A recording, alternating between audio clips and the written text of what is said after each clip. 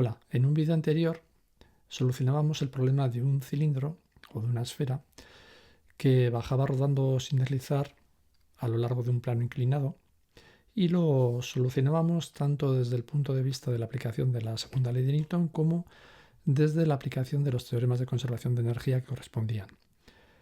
En aquel caso lo hacíamos siempre tomando como origen centro de momentos el centro de masas, y lo que proponíamos en la descripción del vídeo era solucionar ese mismo problema tanto desde el punto de la dinámica de Newton como desde la conservación de la energía, tomando como origen de momentos el punto de contacto instantáneo, que va cambiando en cada momento, el punto que hemos indicado aquí con la letra C, de contacto del cilindro o de la esfera, del sólido rígido, con el plano. Bueno, vamos a ello. En primer lugar, recordemos que vamos a tratar con un problema, lo vamos a ver luego, que es de aceleración constante a lo largo de, en realidad es unidimensional porque este cilindro se desplaza plano abajo, va a seguir su centro de masas, va a seguir una trayectoria recta y vamos a ver que es con aceleración constante. Entonces, lo que se aplica para calcular la velocidad de este cilindro partiendo del reposo desde una altura h, habiendo recorrido toda esta longitud del plano, o sea, descendiendo una altura h hasta llegar aquí abajo del plano al punto B, bueno, pues era la ecuación es la de la velocidad final partiendo del reposo es igual a raíz cuadrada de 2 veces la aceleración, suponiendo que es constante, por la distancia recorrida. Esto era muy fácil porque es un movimiento rectilíneo uniformemente acelerado y las ecuaciones paramétricas de la velocidad partiendo del reposo era aceleración por el tiempo, la del espacio recorrido es por medio de la integración de esta velocidad igual a aceleración por el tiempo es igual a 1/2 de la aceleración por el tiempo al cuadrado. Estamos suponiendo que no hay velocidad inicial ni espacio recorrido inicial antes de empezar a contar el tiempo. Y entonces de estas dos ecuaciones, despejando la t, se llega a esta v igual a raíz cuadrada de 2a por s. Bueno, esto lo vamos a aplicar a la aceleración del centro de masas para obtener la velocidad del centro de masas aquí abajo del plano. También en la descripción del vídeo hacíamos una pequeña observación, y es que, bueno, cuando está aquí el cilindro aquí arriba, su altura en realidad sería la altura del centro de masas. Entonces no sería h, sería h más el centro de masas está elevado todavía una altura r, que es su radio, por encima de esa altura h. Entonces sería h más r. Pero de igual manera, cuando está aquí abajo del plano, pues no sería cero. Si tomamos como origen de alturas, para origen de la energía potencial, el final del plano inclinado, si aquí está el 0, en ese punto B, la altura real del cilindro, la de su centro de masa, sería 0 más h. Pero como es más h, perdón, más r. Pero como esa r adicional lo tenemos arriba del plano y abajo del plano, y como las energías potenciales realmente lo que estamos midiendo son diferencias de energías potenciales, pues eso es irrelevante. Entonces podemos considerar aquí que el cilindro está sobre esta altura h y aquí está sobre la altura 0. ¿De acuerdo? Eso lo poníamos en la descripción del vídeo. Bueno, pues una vez que tenemos esto, vamos allá con el abordaje del problema. Primero desde el punto de vista de la aplicación de las leyes de Newton. ¿Qué ocurre con este? Aquí abajo tenemos ampliado el dibujo del cilindro. El punto de contacto C, es un cilindro que rueda sin deslizar. No se desplaza. Este punto en cada instante está inmóvil aquí. Es todo el cilindro el que va girando así, en torno a este punto. Antes considerábamos el centro de masas, ahora estamos considerando, insisto, este punto de contacto instantáneo, que cada momento va cambiando, del cilindro con el suelo, el plano inclinado. Entonces, este centro de aquí no se desliza, no se desplaza. Entonces, no hay relación, lo que hay es giro. ¿Qué ecuación aplicamos? Pues para giros aplicamos la ecuación fundamental del sólido rígido, que nos dice que el sumatorio de momentos de fuerza es igual a momento de inercia con respecto de ese cilindro, de ese sólido rígido, con respecto al punto de giro, que en este caso es C, por la aceleración angular. Bueno, vamos a ver.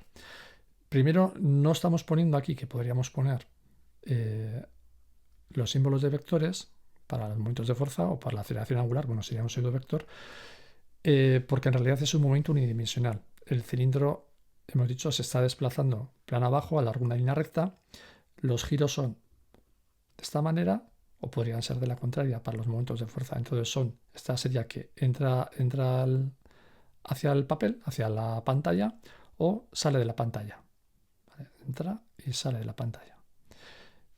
Entonces, sabiendo que cuando uno de estos sentidos lo vamos a asignar un signo positivo y el otro signo negativo, pues igual como decimos fuerzas hacia abajo, pues movimientos hacia abajo positivos, movimientos hacia arriba serían negativos.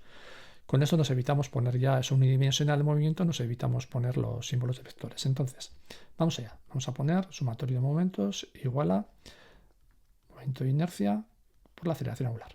Momentos de fuerzas. Vamos a ir calculando estos momentos de fuerza de cada una de las fuerzas involucradas. Recordemos que el momento de una fuerza, el módulo es igual al módulo del vector de posición. Ese es el vector que une el centro de momentos con el punto de aplicación de la fuerza por el módulo de la propia fuerza por el seno del ángulo que forman la fuerza y el vector de posición. El vector de posición es la fuerza. He puesto aquí una beta para no confundir ni con este alfa de la aceleración angular ni con el zeta de la inclinación el ángulo de inclinación del plano. Bueno, ¿qué ocurre si esto es cero? Si la R es cero, pues que el momento es cero. Este es el caso de la fuerza de rozamiento, la tenemos aquí, ¿de acuerdo? Estaría aquí dibujada. Bueno, me queda un poco inclinada, esa sería la fuerza de rozamiento. La fuerza de rozamiento se aplica en el propio centro de momentos, en el punto de contacto entre el cilindro y el plano inclinado. Luego su vector de posición es cero. Luego su momento de fuerza es cero. ¿Cuándo va a ser también cero? Cuando este ángulo de aquí sea 0 grados o 180 grados. Esto es cuando vector de posición y vector fuerza tengan la misma dirección. Y ese es el caso de la componente normal del peso, que hemos indicado aquí con P con esta T invertida, perpendicular, y luego la normal al plano. ¿Por qué? Porque la normal al plano, que es la reacción del plano a esta componente perpendicular del peso, también tiene la misma dirección que el vector de posición, que uniría este punto C con el centro de masas del cilindro. Estamos considerando que la normal se aplica sobre el centro de masas del cilindro. ¿Cuál nos queda? Pues la única fuerza que va a tener su momento va a ser la componente paralela del peso. ¿Por qué? Porque en este caso tenemos, vamos a dibujarlo aquí, que vector de posición de esa fuerza tendría módulo R, ¿vale? Y luego la propia componente paralela al peso forman un ángulo de 90 grados y entonces su módulo va a ser R por el módulo a componente paralelo al plano, que es M por G por seno de θ y por seno de 90, que es 1, seno de pi medio radianes. Esto es igual a M, G, R, seno θ. Bueno, pues ahora, como esta es la única componente que sobrevive, el único momento que sobrevive de todos posibles, ya podemos ir al cálculo este de aquí, a aplicarlo a esta ecuación. ¿Qué más tenemos? Necesitamos el momento de inercia de este sólido rígido, que es este cilindro macizo y homogéneo, pero cuidado, no es en torno a un eje que pasa por el centro de masas, eje de simetría que pasa por el centro de masas, sino por un eje que es paralelo a ese que acabo de comentar, que pasa por el centro de masas, ese eje de simetría, y que está a una distancia r, porque ahora estamos considerando el punto C como origen de momentos. Entonces el teorema de Steiner nos dice que el momento de inercia con respecto al punto C es igual al momento de inercia con respecto al centro de masas más la masa del sólido rígido, m, por la distancia que hay entre esos dos ejes de rotación. El eje de simetría que pasa por el centro de masas y uno paralelo que está a una distancia r. Entonces es m por r al cuadrado. Y entonces, como el momento de inercia de un cilindro macizo y homogéneo con respecto al centro de masas es igual a un medio de la masa del cilindro por el radio al cuadrado, le sumamos ahora lo que nos dice el teorema de Steiner, este segundo término, y me queda un total de 3 medios m r cuadrado. Bueno, ya casi lo tenemos. Y ahora nos queda, de la ecuación esta fundamental del sólido rígido, nos queda alfa, la aceleración angular. Vale, ¿cuánto vale la aceleración angular? Estamos considerando que todo el cilindro, que hemos dicho antes, rota en torno a este punto C, no en torno al centro de masa, sino que ahora el sistema de referencia lo tomamos en ese punto de contacto entre cilindro y plano. Entonces, gira de esta manera que hemos indicado aquí antes. ¿Vale? Así. Cuando nos vamos, lo que nos interesa es la aceleración lineal en el centro de masas. Entonces, cuando esto gira, esto a su vez, también en ese momento podemos imaginar que tenemos aquí una especie de cilindro más pequeño que está girando en torno a este centro de giro, este centro de momentos, y entonces la aceleración tangencial aquí va a ser tal que la aceleración angular va a ser esa aceleración tangencial entre la distancia entre el centro de giro y ese punto donde consideramos la aceleración tangencial, esa aceleración lineal. Pero esa aceleración lineal en este punto de aquí en el centro es precisamente lo que vamos a decir la del centro de masas. Y nos queda esto, ¿de acuerdo? O sea, estamos relacionando la aceleración angular que tenemos aquí, en esta ecuación de aquí, con la aceleración lineal del centro de masas, que está a una distancia r de ese centro de giro. Entonces está la ecuación. Vale, y ahora ya con todo esto, con estas tres ecuaciones, nos vamos a la ecuación fundamental del sólido rígido y escribimos sumatorio de momentos. Vamos a cambiar el color, vamos a volver al color azul. Sumatorio de momentos. M, G por R por seno de θ, estoy leyendo aquí, es igual a momento de inercia, 3 medios, M por R cuadrado y por la aceleración angular. Aceleración del centro de masas dividido por R. Bueno, primero simplificamos la masa. También podemos simplificar las R's. Tenemos aquí una R con una R y luego la R del lado izquierdo con la R del lado derecho. Entonces nos queda al final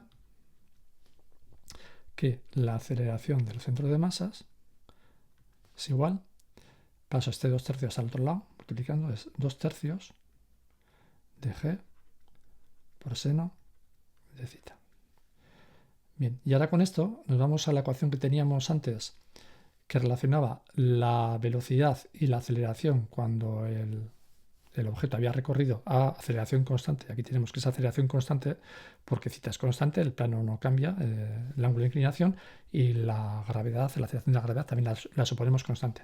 Entonces tenemos que la velocidad del centro de masas cuando el cilindro llega abajo del todo será raíz cuadrada de 2 veces, estoy leyendo aquí arriba, 2 veces la aceleración, que la acabamos de calcular del centro de masas, bueno, vamos a poner así, por la distancia recorrida. Que esto es igual a 2 veces aceleración del centro de masa, sustituyo 2/3 de G seno θ. Vale, la distancia recorrida. La distancia recorrida en este plano, voy a volver hacia abajo un poco. Si suponemos que es esta distancia de aquí, el plano está abajo, bueno, vamos a suponer que ha partido de aquí arriba, donde hemos indicado la altura h. Bueno, aquí tenemos que en esta gráfica tenemos que el seno de θ es igual a cateto opuesto, h, entre la distancia recorrida. Vamos a llamarlo s. Luego s será igual, despejando de aquí s, será h entre el seno de θ. Vuelvo donde estaba antes y ahora tengo que, donde pone s, voy a poner h dividido por seno θ. Simplifico seno de θ y tengo raíz cuadrada de 4/3. Si quisiera podría sacar un 2, raíz cuadrada de 4 es 2, pero lo dejo así, por g por seno de θ, que es el mismo resultado que habíamos obtenido si tomamos el centro de giros, el centro de momentos, como el centro de masas. Mismo resultado, pero que hemos llegado a él ahora por medio de aplicar las ecuaciones de Newton. Lo importante es darse cuenta de que el punto de contacto, ese no se traslada, está fijo, va cambiando momento a momento ese punto, pero en sí no se traslada, lo que hace es girar. Bueno, pues eso sería la solución por medio de las ecuaciones de Newton. Vamos a hacer ahora por consideraciones de energía. Bien, pues abordamos ahora el problema desde el punto de vista de la conservación de la energía. Para ello, igual que hacíamos en el vídeo anterior, en el que trabajábamos como origen de de los momentos y el centro de giro, el centro de masas, tenemos que ver qué análisis de fuerzas tenemos, si las fuerzas son o no son conservativas. Allá veíamos que la única fuerza no conservativa era el rozamiento, pero resultaba que el trabajo que ejercía en cuanto a la rotación y el trabajo ejercido en cuanto a la traslación eran iguales y de signo contrario, con lo cual en el cómputo global era cero el trabajo de la fuerza de rozamiento. Y eso nos permitía aplicar el teorema de conservación de la energía mecánica. Energía mecánica arriba del plano, en instante inicial, era igual al final. ¿De acuerdo? Porque, insisto, porque la fuerza de rozamiento no ejercía un trabajo, el de traslación y el de rotación eran iguales de signo contrario. Bueno, aquí ahora estamos tomando como origen de momentos ese centro instantáneo, ese origen instantáneo, centro instantáneo de rotación, que es el punto de contacto entre el cilindro y el plano. Y sabemos que ese punto no se traslada, instante a instante de tiempo está ahí fijo. Lo que hace el cilindro es rotar en torno a ese centro de rotación, pero no hay un deslizamiento, no hay una traslación de ese punto de contacto C.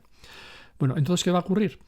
Que por un lado, si no hay esa traslación, esta fuerza de rozamiento de hacer algún trabajo ejercería trabajo de rotación, no de traslación, porque no hay traslación de ese punto. Vale. ¿Ejerce trabajo de rotación? No, ya lo hemos visto antes, que como el origen de momento lo estamos tomando en ese centro instantáneo de rotación, el punto de contacto entre cilindro y plano, repito, pues resulta que al calcular el momento de fuerzas de esta fuerza de rozamiento, ese momento de fuerzas será cero. Con lo cual, al calcular, si quisiéramos calcular ese trabajo de rotación, que sería el momento de fuerzas, perdón, aquí este es igual, por el ángulo girado, que veíamos en el otro vídeo, bueno, pues ya vemos que este momento de fuerzas es cero. Porque esto sería pues el vector de posición, hablo en módulos, por el de la fuerza de rozamiento, sería por el seno del ángulo entre R y F rozamiento y por el ángulo girado φ. Pero resulta que este R es cero, porque la propia fuerza de rozamiento se está aplicando sobre el origen de momentos, con lo cual este trabajo de rotación también es cero. Entonces ya vemos que el trabajo de traslación es cero porque el punto C no se traslada, está girando y en cada instante es diferente.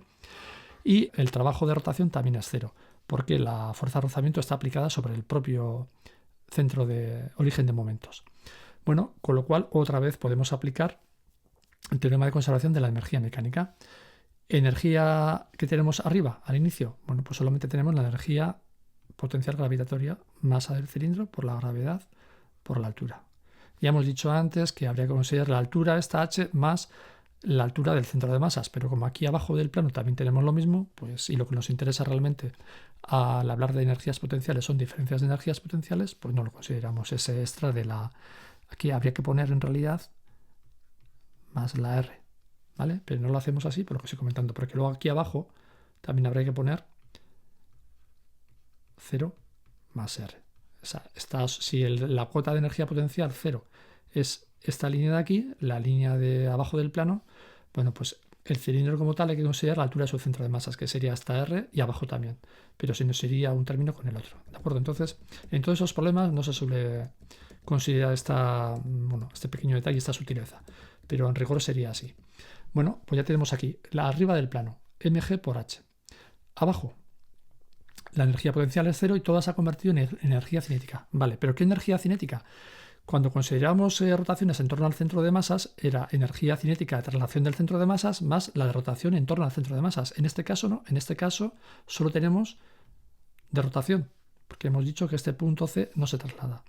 Entonces, un medio del momento de inercia con respecto al punto C, cuidado, antes era el centro de masas, aquí es C, más la velocidad angular al cuadrado. Más no, por. ¿De acuerdo? Bueno, sustituyo un medio. Ya hemos calculado antes por el teorema de Steiner que este valor del momento de inercia con respecto al punto C era igual a 3 medios de m por el radio cuadrado más. ¿Cuánto vale esta velocidad angular? Bueno, esta velocidad angular lo que nos interesa es, con respecto a ese centro instantáneo de giro, nos interesa porque lo que estamos calculando al final es cómo se traslada el cilindro, qué velocidad adquiere al final su centro de masas. Pues nos interesa la velocidad angular aquí. Esto es el cilindro. Aquí está el plano. Bueno, y aquí este es el centro instantáneo de rotación, C. Pues nos interesa cuál es la velocidad tangencial aquí. Esa velocidad es la del centro de masas y esto sería igual a velocidad del centro de masas al cuadrado entre el radio, la distancia entre el centro de giro y ese punto donde queremos calcular la velocidad esa de giro, que es el radio al cuadrado. Vale, pues ahora entonces tenemos la m, se nos va a los dos lados. Aquí teníamos m por g por h. Si ahorramos en el lado derecho, tenemos 1 medio por 3 medios son 3 cuartos. La masa, radio cuadrado con radio cuadrado se nos va vamos a echarlo aquí para que se vea, por velocidad del centro de masas al cuadrado. Con lo cual, simplificamos también la masa. Ya despejamos la velocidad del centro de masas. Velocidad del centro de masas sería igual a raíz cuadrada de S 3 cuartos, aparece como 4 tercios, por G y por H. ¿De acuerdo? Y vemos que coincide con el otro cálculo que hemos hecho por medio de consideraciones de la dinámica de Newton, la segunda ley de Newton para las rotaciones. Bueno, pues aquí tenemos el problema solucionado. Ese sería el resultado, que coincide con el anterior. Solucionado tanto por dinámica de Newton como por consideraciones de energía, teoremas de conservación. Y en este caso tomando como origen de momentos ese centro instantáneo de rotación del cilindro con respecto al plano, que sería este punto de contacto. En el problema nos piden repetir con un cilindro hueco, con una esfera maciza y con una esfera hueca. No habría más que cuando consideramos el momento con respecto al centro de masas, el momento de inercia con centro de masas, pues elegir el valor correspondiente al cilindro hueco, a la esfera maciza y a la esfera hueca. Y luego sería el resto del problema sería exactamente lo mismo. Bueno, pues eso sería todo. Hemos resuelto el problema tanto por Newton como por energía, y tanto tomando como origen, como centro de giros, como origen de momentos el centro de masas, como el punto de contacto entre el cilindro y el plano. Un pequeño añadido, complemento a lo que hemos dicho antes. Al ir calculando los momentos de las fuerzas con respecto al centro momentáneo de rotación, decíamos que la única fuerza que contribuía era la componente paralela al plano del peso del cilindro. Y veíamos como que la fuerza de rozamiento no ejercía momento porque se ejerce directamente sobre el centro de giro, sobre el origen de momentos. Luego la normal al plano, que está aquí indicada en color verde, y la componente perpendicular al plano del peso, tampoco ejercía momento porque tenían la misma dirección que el vector de posición del punto de aplicación de ambas fuerzas. Entonces, el seno del ángulo, al calcular el producto vectorial del vector posición por la fuerza, hay que introducir el seno del ángulo que forman el vector de posición y la fuerza, cuyo momento se quiere calcular, y entonces al ser 0 o 180 grados para el normal y para la componente perpendicular del peso, se nos anulaba también el momento y solo nos quedaba la componente paralela al plano del peso. Y veíamos cómo hasta que calculado era módulos, pues el módulo del vector posición, que sería R, que ya hemos indicado con un R vector para indicar que es un vector, por el módulo de la componente paralela al plano del peso, que es mg por el seno del ángulo θ, del ángulo del plano inclinado, que es igual que este ángulo de aquí, por el seno de 90 grados en este caso, porque sería este ángulo de aquí. Bien, entonces nos quedaba pues R por M por G por el seno de θ. Se nos podría haber ocurrido la siguiente duda o idea: ¿por qué hemos calculado de esta componente el momento y no hemos ido directamente a por la componente, por el propio? Se nos podría haber ocurrido la siguiente idea,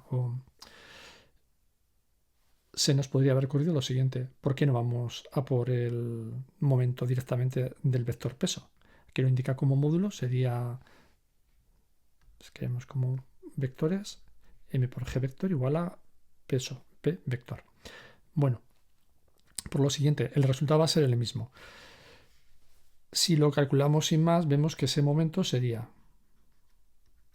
momento vamos a poner así, entre paréntesis, del vector peso, sería R, vector de posición, que une el origen de momentos con el punto de aplicación de la fuerza, que es el centro de masas, está aquí, centro de masas, y ahora sobre el centro de masas actúa el vector peso, producto vectorial por el peso. Vamos a calcular el módulo. Al calcular el módulo tendríamos que, quito el vector de P, sería R por M por G. Vale, y ahora por el seno del ángulo que forman R y P. Pero para calcular ese ángulo, ese seno de ese ángulo, hay que tener en cuenta que este vector de posición, o si queremos el vector P, hay que llevarlos al mismo origen. O sea, este vector R lo vamos a desplazar, lo voy a pintar aquí, como si estuviera aquí dibujado.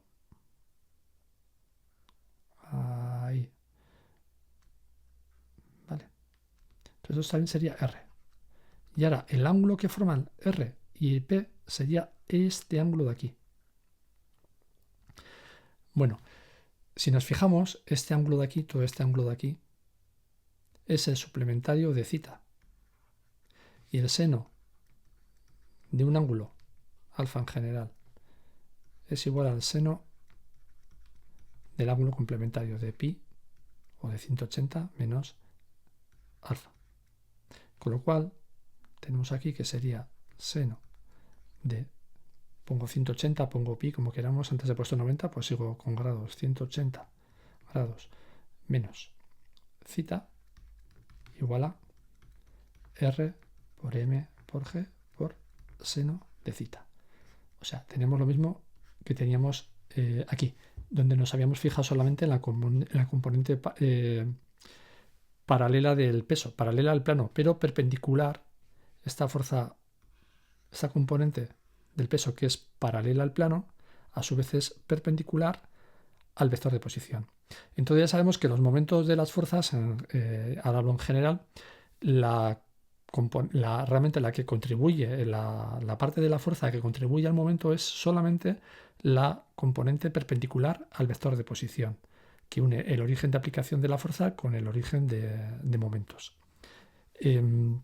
Entonces, en este caso, de todo este vector de aquí, de todo el vector P, M por G igual a P, la componente que va de ese vector fuerza, la única parte que va a contribuir a hacer un momento con respecto al origen de momentos que hemos tomado como C, el punto de contacto entre el cilindro y el plano, va a ser la componente perpendicular al vector que une el origen de momentos C con el punto de aplicación de ese vector P, que es el centro de masas.